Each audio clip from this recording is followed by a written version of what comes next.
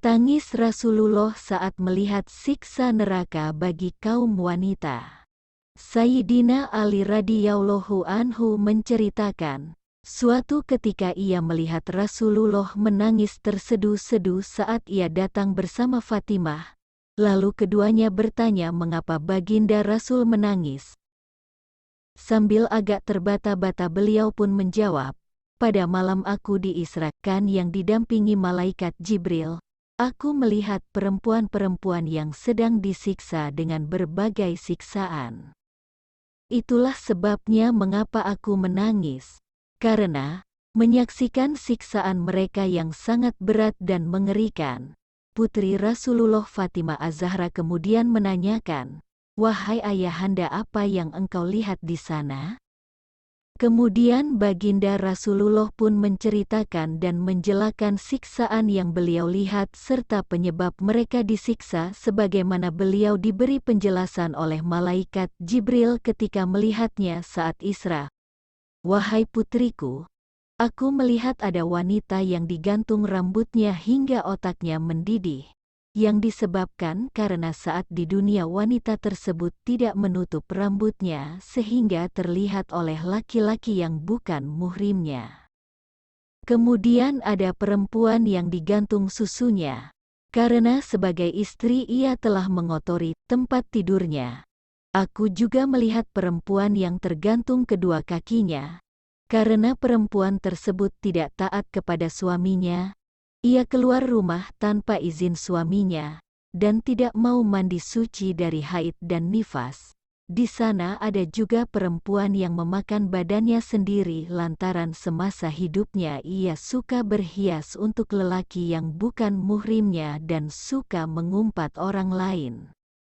Ada pula perempuan yang memotong badannya sendiri dengan gunting api neraka karena ia memperkenalkan dirinya kepada orang lain, bersolek dan berhias supaya kecantikannya dilihat laki-laki yang bukan muhrimnya.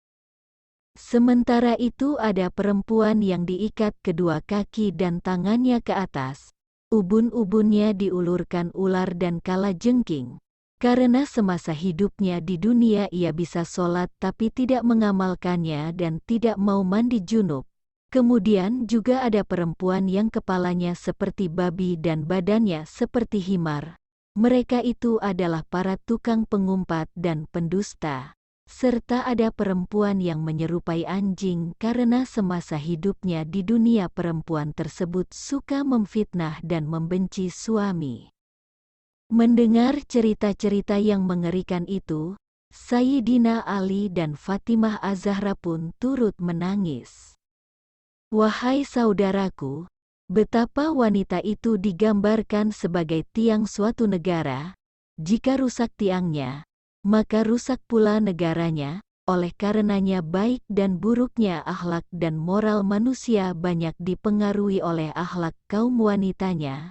Betapapun tak sedikit pula pengaruh yang disebabkan oleh kaum laki-laki. Surga dan neraka adalah soal pilihan. Tergantung bagaimana manusia menjalani hidupnya di alam jagat raya ini. Kalau mau selamat, maka patuhlah kepada Al-Quran dan hadis. Balasannya adalah surga dengan segala kenikmatan di dalamnya. Namun, kalau mau celaka dengan mendurhakai Al-Quran dan hadis, maka Allah sudah menyediakan penjara yang sangat mengerikan, yaitu neraka dengan api dan siksaan yang sangat pedih dan tidak terbayangkan oleh manusia sebelumnya. Dalam sebuah hadis yang diriwayatkan oleh Abu Hurairah radhiyallahu anhu, Rasulullah shallallahu alaihi wasallam bersabda, "Neraka diperlihatkan kepadaku, aku melihat kebanyakan penghuninya adalah kaum wanita." Hadits riwayat Ahmad. Rasulullah shallallahu alaihi wasallam bersabda, "Sesungguhnya wanita adalah aurat, maka jika dia keluar rumah, syaiton akan mengikutinya, menghiasinya agar menjadi fitnah bagi laki-laki, dan keadaannya yang paling dekat dengan Rabb-Nya, Allah Azza wa Jalla, adalah ketika dia berada di dalam rumahnya." Hadits riwayat Ibnu Huzaimah. nomor 1685, Ibnu Hibban, nomor 5599, dan At-Tabrani dalam Al-Mujamul Awsat, nomor 2890, dinyatakan sahih oleh Ibnu Huzaimah, Ibnu Hibban. Tabaruj akan membawa laknat dan dijauhkan dari rahmat Allah. Sebagaimana sabda Rasulullah Shallallahu Alaihi Wasallam, akan ada di akhir umatku nanti, wanita-wanita yang berpakaian, tapi telanjang, di atas kepala mereka, ada perhiasan, seperti punuk unta.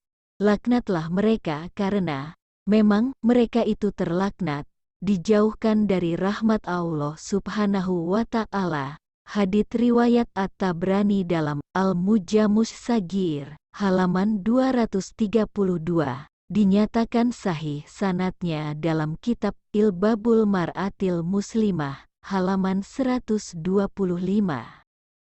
Allah Azza wa Jalla berfirman, dan janganlah kalian, para wanita, bertabaruj, sering keluar rumah dengan berhias dan bertingkah laku, seperti kebiasaan wanita-wanita jahiliyah yang dahulu. Quran Surah Al-Ahzab 33.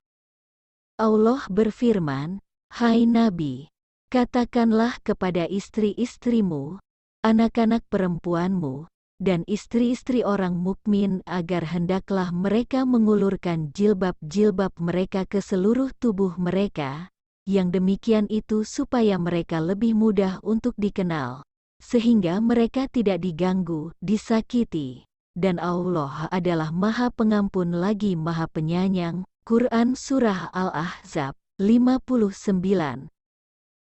Semoga bermanfaat. Terima kasih.